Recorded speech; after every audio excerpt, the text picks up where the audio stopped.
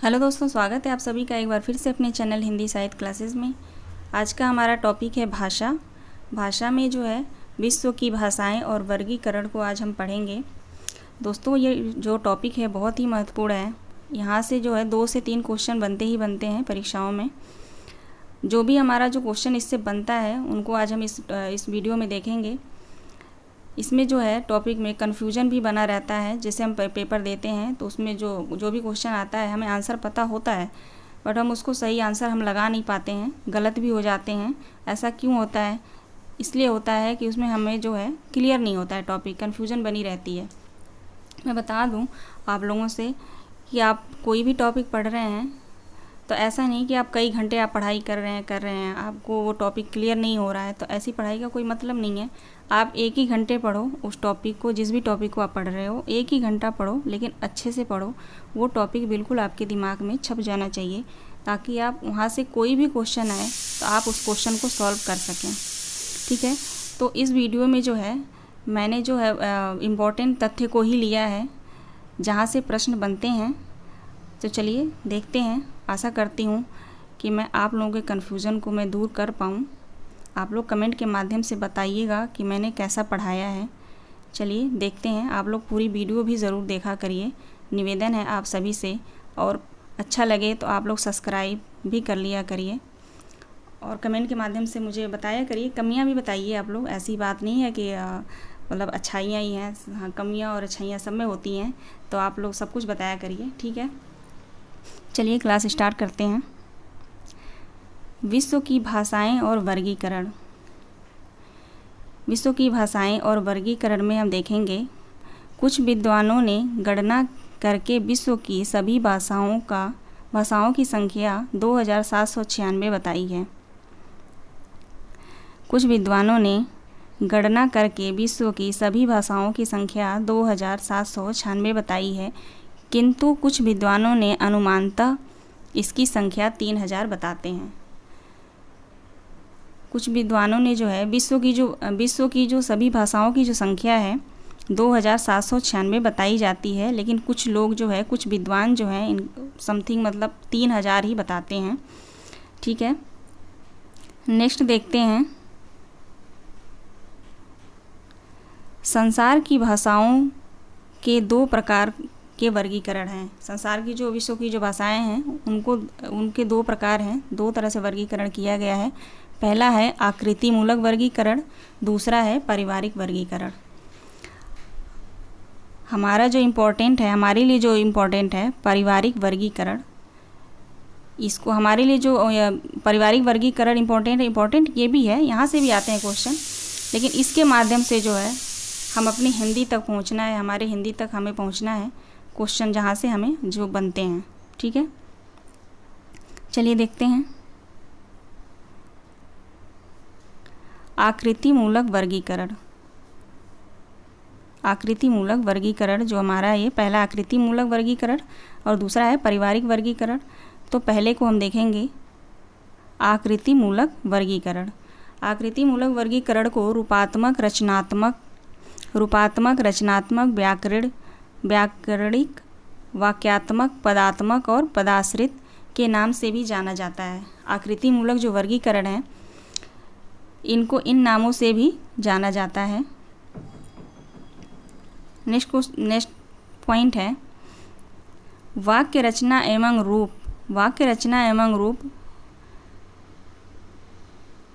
रचना को आधार मानकर जो वर्गीकरण किया जाता है उसे आकृति मूलक वर्गीकरण कहते हैं। वाक्य रचना एवं पद रचना को आधार मानकर जो वर्गीकरण किया जाता है उसे आकृति मूलक वर्गीकरण कहते हैं। ये हो गई परिभाषा हमारी। आगे देखते हैं। विश्व की भाषाओं का आकृति मूलक वर्गीकरण सर्वप्रथम प्रोफेसर स्लेगल ने किया था। विश्व की भाषाओं का जो आकृति मूलक वर्गीकरण है वो सर्वप्रथम जो है प्रोफेसर स्लेगल ने किया था। इसको आप लोग ध्यान रखेंगे, प्रश्न बनता है यहाँ से।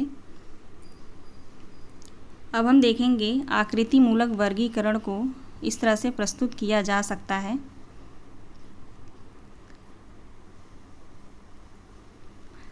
आकृति मूलक वर्गीकरण को भी दो भागों में बांटा गया है, एक अयोगात्मक, एक योगात्मक। हमारे मतलब का जो है वो है योगात्मक। ठीक है, इसको हम देखेंगे। योगात्मक को भी 3 भाग हैं, एक है श्लिष्ट, दूसरा है श्लिष्ट, तीसरा है प्रलिष्ट। जो श्लिष्ट है ना, ये हमारे लिए इम्पोर्टेंट है, यहाँ से क्वेश्चन जो है बनते हैं।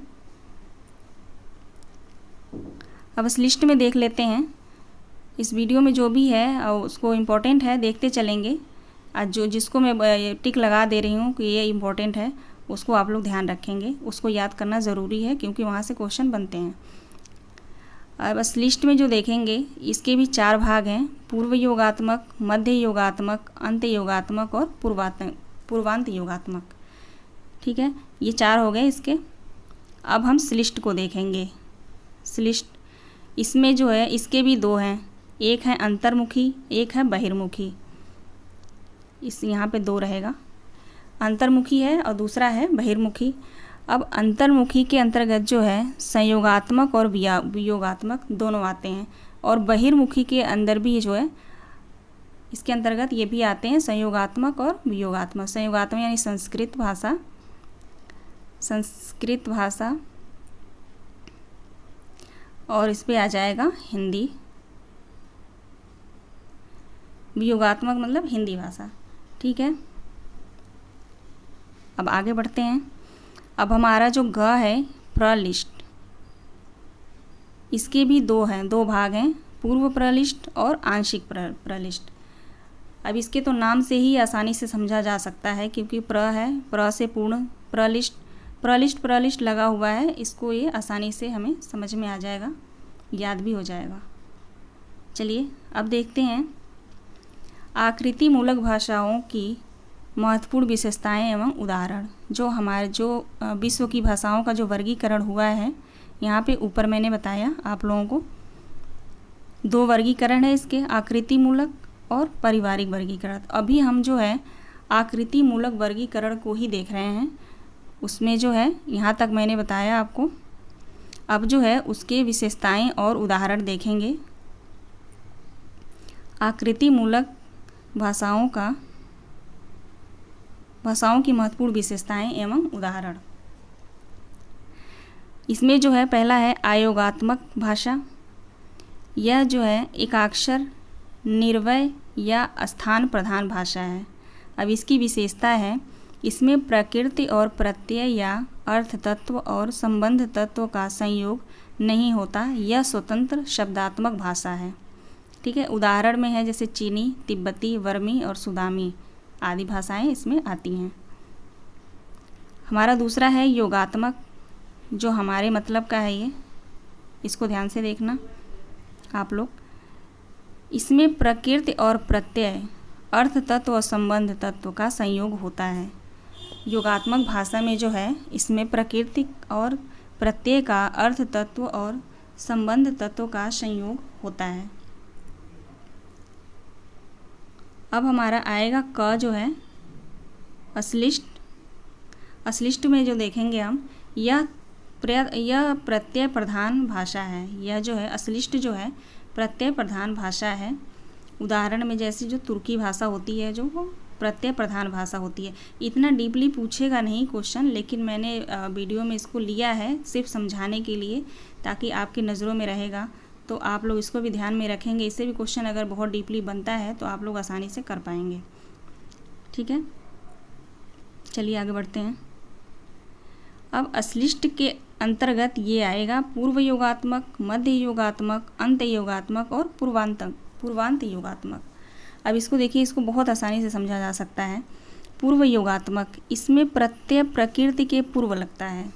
भाषा है, उदाहरण है जैसे काफिर और जुलू।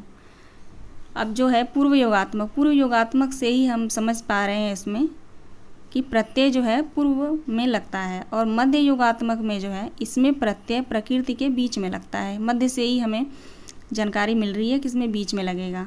अब अंत योगात्मक, इसमें प्रत्यय प्रकृति के अंत में जोड़ा जाता है, जैसे कन्नड़, उदाहरण में है कन्नड़, इसमें जो प्रत्यय है अंत में जोड़ा जाता है। ठीक है, अब क्वेश्चन आ जाएगा कि अश्लिष्ट में जो अंत योगात्मक जो है भाषा, उसके अंतर्गत कौन से प्रत्यय जोड़े, उसके अंतर्गत में कहाँ पे प्रत्यय जोड़ा जाता है, तो अंतयोगात्मक हो जाएगा। इसमें मैं क्वेश्चन भी बनाऊंगी कि कैसे कैसे क्वेश्चन बनेगा। इस वीडियो के बाद मैं क्वेश्चन भी बना के आप लोगों को बता दूंगी। ठीक है, अब है पूर्वांत योगात्मक। पूर्वांत योगात्मक में है विशेषता इसकी जो है, इसमें प्रत्यय प्रकृति के पूर्व व अंत में जोड़ते हैं। अब पूर्वांत से ही हमें पता चल जा रहा है कि अंत में जोड़ा जाएगा, है ना। तो इसमें किसी न किसी चीज़ से आप लोग कनेक्ट करके पढ़ेंगे तो वो माइंड में रहेगा। चलिए आगे देखते हैं। अब ख है हमारा श्लिष्ट। श्लिष्ट है। अब श्लिष्ट की जो विशेषता है, इसमें प्रकृति और प्रत्यय घनिष्ठता से मिले होते हैं। इसमें जो है प्रकृति और प्रत्यय जो है घनिष्ठता से मिले होते हैं। अब इसके अंतर जो है, एक अंतर्मुखी आएगा और एक बहिर्मुखी आएगा, जैसा कि मैंने आपको ऊपर बताया अभी। इसके अंतर अंतर्मुखी के अंतर्गत आएगा संयोगात्मक और वियोगात्मक। संयोगात्मक संस्कृत भाषा, वियोगात्मक हिंदी।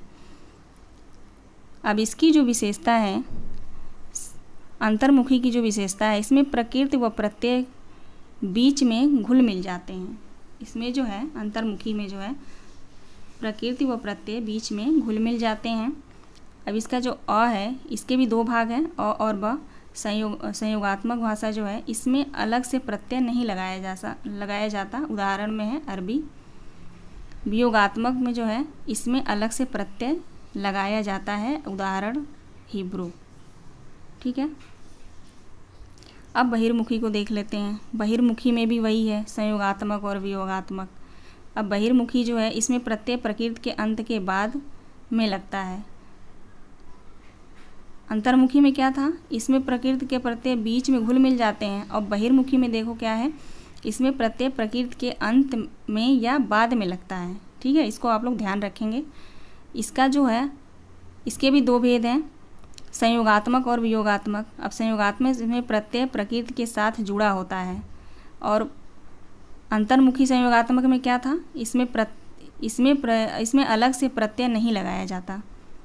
इसमें जो है अलग से प्रत्यय नहीं लगाया जाता। और बहिर्मुखी संयोगात्मक में क्या है, इसमें प्रत्यय प्रकृति के साथ ही जुड़ा होता है।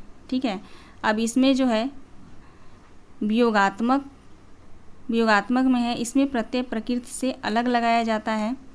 और अंतर्मुखी वियोगात्मक में है, इसमें अलग से प्रत्यय लगाया जाता है। ये दोनों सेम है।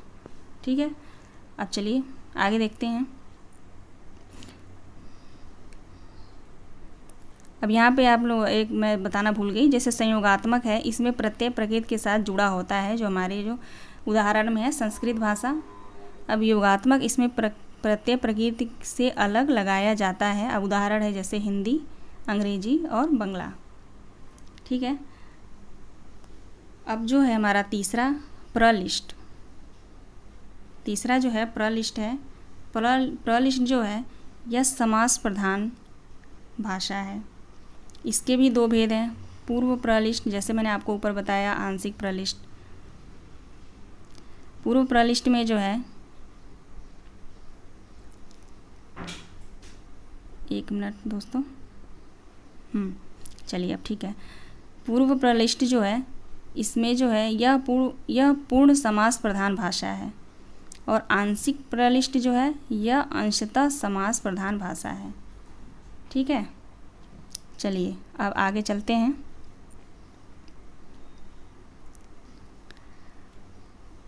यहाँ तक हमारा क्लियर होगा, आशा करती हूँ आप लोगों को समझ में आया होगा। एक बार फिर से रिवाइज करवा देती हूँ। देखिए, संसार की भाषाओं के दो प्रकार का वर्गीकरण है। पहला है आकृति मूलक वर्गीकरण, दूसरा है पारिवारिक वर्गीकरण। हम जो अभी बात कर रहे हैं, आकृति मूलक वर्गीकरण के बारे में बात कर रहे हैं। आकृति मूलक वर्गीकरण को रूपात्मक, रचनात्मक, व्याकरण, व्याकात्मक नाम से भी जाना जाता है। वाक्य रचना एवं रूप रचना को आधार मानकर जो वर्गीकरण किया जाता है, उसे ही आकृति मूलक वर्गीकरण कहते हैं। जैसा कि ऊपर और इसके और भी नाम दिए गए हैं, उन्हीं को आधार मानकर जो इसका वर्गीकरण किया जाता है, उसे ही हम आकृति मूलक वर्गीकरण कहते हैं। विश्व की भाषाओं का आकृति मूलक वर्गीकरण सर्वप्रथम प्रोफेसर श्लेगल ने किया। आकृति मूलक वर्गीकरण को इस प्रकार हम प्रस्तुत कर सकते हैं। आकृति मूलक के भी दो भेद हैं, अयोगात्मक और योगात्मक।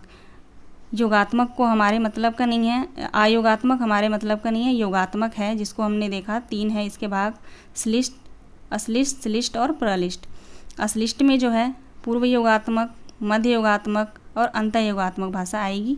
अश्लिष्ट में जो है अंतर्मुखी, बहिर्मुखी, इनके भी 2 भाग हैं, संयोगात्मक, वियोगात्मक। संयोगात्मक संस्कृत भाषा, वियोगात्मक जो है हिंदी भाषा। बहिर्मुखी में भी जो वही है, संयोगात्मक और वियोगात्मक।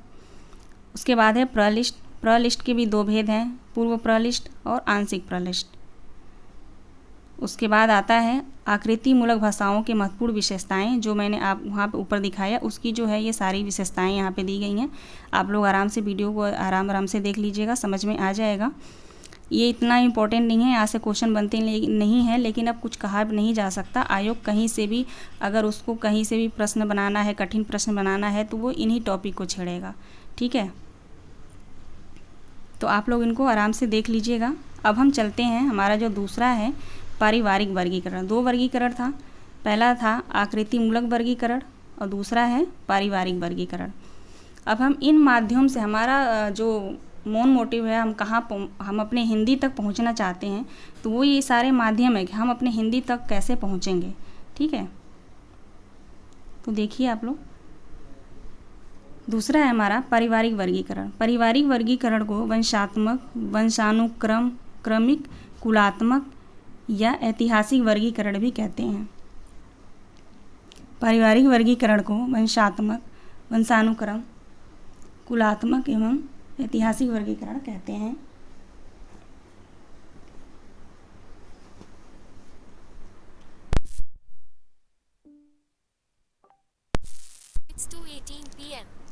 सॉरी दोस्तों, चलिए आगे देखते हैं। पारिवारिक वर्गीकरण में रचना तत्व और अर्थ तत्व दोनों का ध्यान रखा जाता है। पारिवारिक वर्गीकरण में जो है रचना तत्व और अर्थ तत्व दोनों का ध्यान रखा जाता है। पारिवारिक वर्गीकरण में भाषा के इतिहास को आधार बनाकर भाषा के इतिहास को आधार बनाया जाता है। जो पारिवारिक वर्गीकरण है, इसमें जो है भाषा के इतिहास को आधार बनाया जाता है। जैसे है पद रचना, वाक्य रचना, ध्वनि, अर्थ, शब्द, स्थानिक समीपता, इन सभी को आधार बनाकर जो है पारिवारिक वर्गीकरण किया जाता है। नेक्स्ट देखते हैं, विश्व की भाषाओं के वर्गीकरण की संख्या के संबंध में विद्वानों में मतभेद है। विलियम्स फोन हुम्बोल्ट ने और भोलानाथ तिवारी ने इनकी संख्या 13 मानी है। जो विश्व की भाषाओं में जो पारिवारिक की संख्या के संबंध में जो मतभेद है, भोलानाथ तिवारी ने इनकी संख्या जो है 13 मानी है। क्वेश्चन यहाँ से इम्पोर्टेंट बनता है, आप लोग इसको ध्यान से पढ़िएगा। ठीक है, 13 मानी है।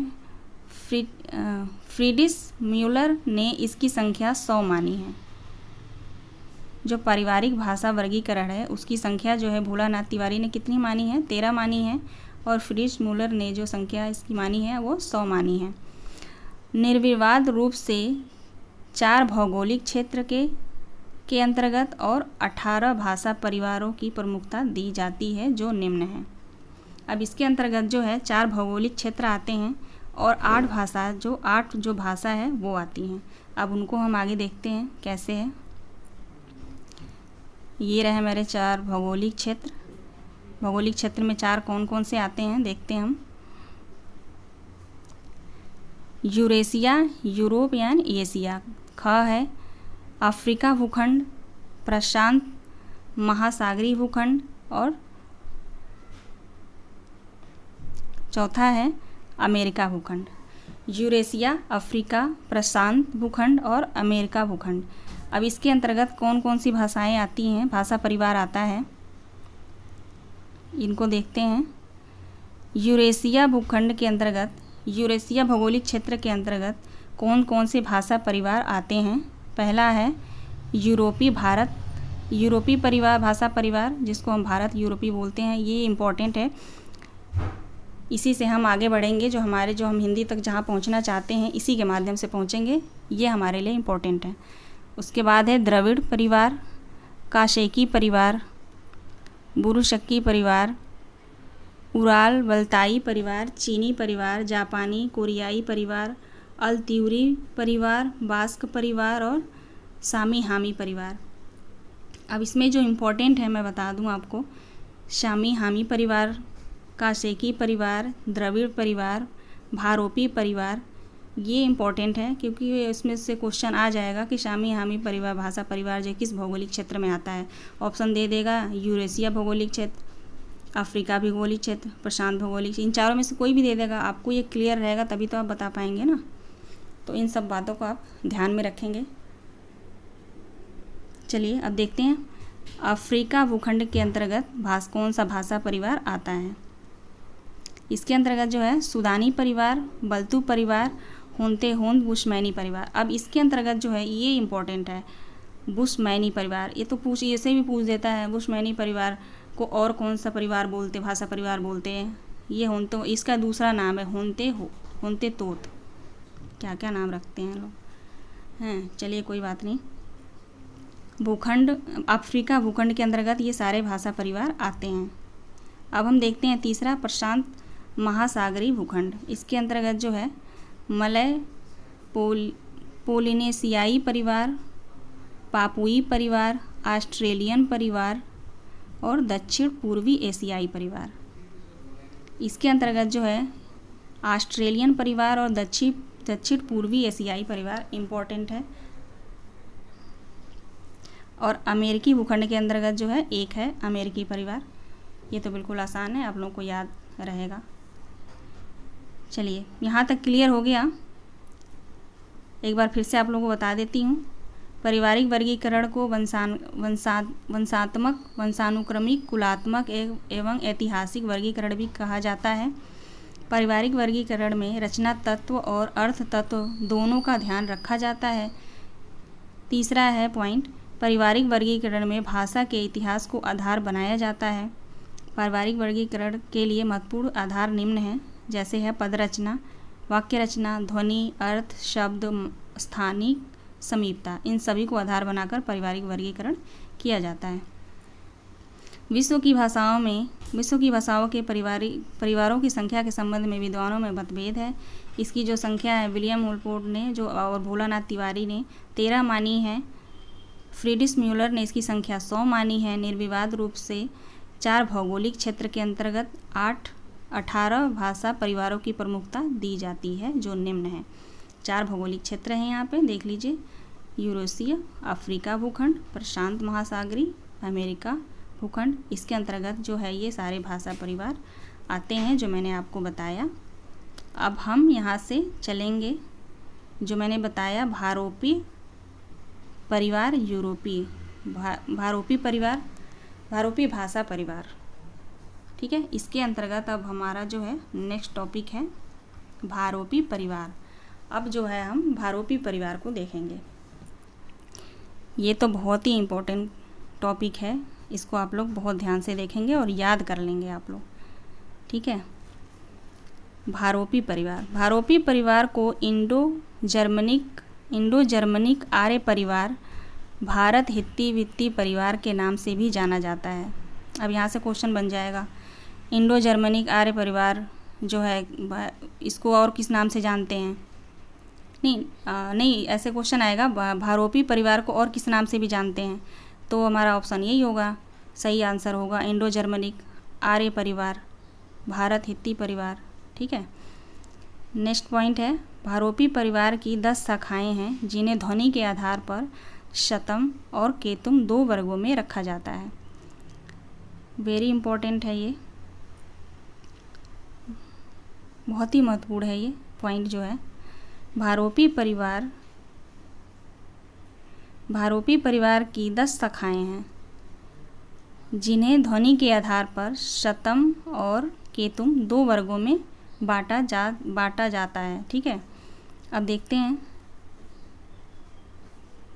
इसकी जो 10 शाखाएं मानी गई हैं। शतम है, पहला जो है शतम, दूसरा है केतुम। अब शतम के अंतर्गत कौन कौन से भारोपी परिवार आते हैं और केतुम के अंदर कौन कौन से भारोपी परिवार आते हैं, ये देखना है हमें। ठीक है, शतम के अंतर्गत आते हैं भारत ईरानी आर्य, बाल्टो स्लाविक, अर्मीनी, चौथा है आल्बनी। ये 4 जो है शतम के अंतर्गत आएंगे। केतुम के अंतर्गत जो आते हैं जर्मनिक, केल्टिक, ग्रीक, तोखरी, हिटाइक और इटालिक। ठीक है। शतम के अंतर्गत कितने भारोपी परिवार आ गए? 4। और केतुम के अंतर्गत कितने आ गए? 6। दोनों मिला के 10 हुआ ना। 10 शाखाएँ यहाँ पे पूछा है ना। भारोपी परिवार की 10 शाखाएँ हैं जिसके अंतर्गत शतम और केतुम 2 वर्गों में विभाजित किया गया है।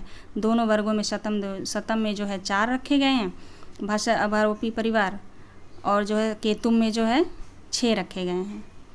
इसको आप लोग याद कर लीजिएगा। ये शतम जो है बहुत इम्पोर्टेंट है। अब चलिए आगे देखते हैं।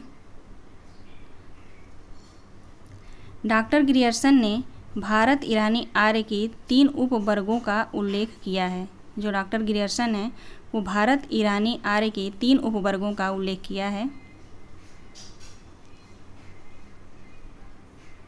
ये जो भारत है ना, शतम में जो भारत ईरानी भारोपी परिवार जो है, इनका जो उल्लेख जो किया है वो डॉक्टर ग्रियर्सन ने किया है। डॉक्टर ग्रियर्सन ने भारत ईरानी आर्य के 3 उपवर्गों का उल्लेख किया है। पहला है ईरानी दरद भारतीय आर्य भाषा। हमारे लिए जो इम्पोर्टेंट है भारतीय आर्य भाषा। ठीक है, चलिए आगे देखते हैं। आप लोग पॉइंट टू पॉइंट इसको देखते जाएंगे ना, आपको पता चल जाएगा कि हम इन रास्तों से कैसे होते हुए हम अपनी भारतीय आर्य भाषा तक हम पहुँचे हैं। हम अपनी हिंदी भाषा को कैसे हम वहाँ तक पहुँच सकते हैं। वहाँ तक पहुँचने के लिए पीछे का जो टॉपिक है क्लियर होना चाहिए बिल्कुल। चलिए देखते हैं। नेक्स्ट जो है ईरानी साहित्य का प्राचीनतम धर्म ग्रंथ अवेस्ता है। ईरानी साहित्य का जो प्राचीनतम जो ग्रंथ है, धर्म ग्रंथ अवेस्ता है। 7वीं सदी ईसा पूर्व है, जिसका जो समय है, अवेस्ता का जो समय है वो 7वीं सदी ईसा पूर्व माना जाता है। अवेस्ता का अर्थ है शास्त्र। अवेस्ता का जो अर्थ है शास्त्र होता है। नेक्स्ट पॉइंट है अवेस्ता को बैक्ट्रिया की राजभाषा होने के कारण प्राचीन बैक्ट्रियम भी कहा जाता है। कुछ लोग मूलवश अवेस्ता को जिंद भी कहते हैं। कुछ लोग जो है अवेस्ता को पूछ देगा अवेस्ता को और किस नाम से जाना जाता है, तो जिंद नाम से भी जाना जाता है। महाकवि फिरदौसी का शाहनामा ईरान का राष्ट्रीय महाकाव्य है। अब ईरान का राष्ट्रीय महाकाव्य पूछ ले तो हमारा आंसर क्या होगा? शाहनामा हो जाएगा। शाहनामा जो है ईरान का राष्ट्रीय महाकाव्य है। नेक्स्ट पॉइंट है ईरानी भाषाओं का वंश वृक्ष निम्न ढंग से प्रस्तुत किया जा सकता है। जो ईरानी जो भाषाएं हैं उनका जो है यहाँ पे कैसे उसको हम प्रस्तुत कर सकते हैं, देख सकते हैं, जान सकते हैं, ये दिया गया है। मैंने लिया है इसको, आप लोग इसको देख सकते हैं। ईरानी भाषा को 2 भागों में बांटा गया है। एक पश्चिमी, एक जो है पश्चिमी है, पूर्वी है। पश्चिमी में जो है मीडियन भाषा, प्राचीन फारसी भाषा। पूर्वी में जो है मोगदियन पामीर भाषा जो आएगा ईरानी भाषा में। ठीक है,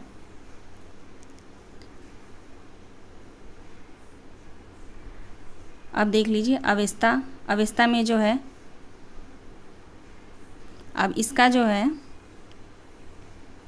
नेक्स्ट हमारा अवेस्ता। अवेस्ता जो है भाषा, इसमें जो इसके अंतर्गत ये सारी भाषाएं आती हैं। वर्गिस्ता, पोस्तो, पहलवी, देवारी, बलूची, ओसेटिक, कुर्दी, और पहलवी में जो आता है हुज्जारेस और पाजत। ठीक है, इन दोनों को मिला करके आधुनिक फारसी भाषा का जो विकास हुआ है ये दिया गया है। इतना इम्पोर्टेंट नहीं है, आप लोग इसको बस ऐसे देख लीजिएगा।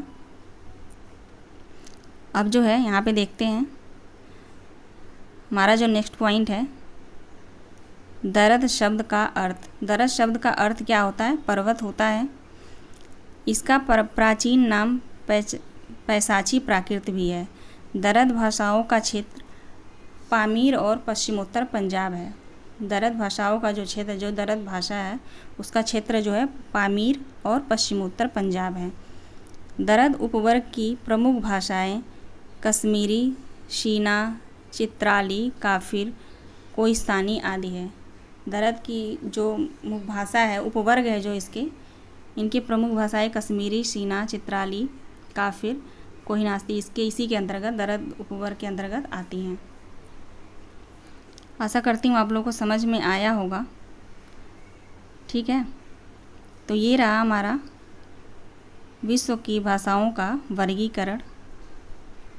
आशा करती हूँ आप लोग को अच्छे समझ में आया होगा। आप लोग कमेंट के माध्यम से बताइएगा ज़रूर कि कैसा पढ़ाया मैंने। अगर कोई कमी है तो उसको भी आप लोग बताइए, उसको मैं सुधार करूँगी और अच्छे से मैं प्रस्तुत करूँगी। आप लोगों का भी तो कर्तव्य बनता है ना, आप लोग मेरी क्लास को लाइक करें, सब्सक्राइब करें।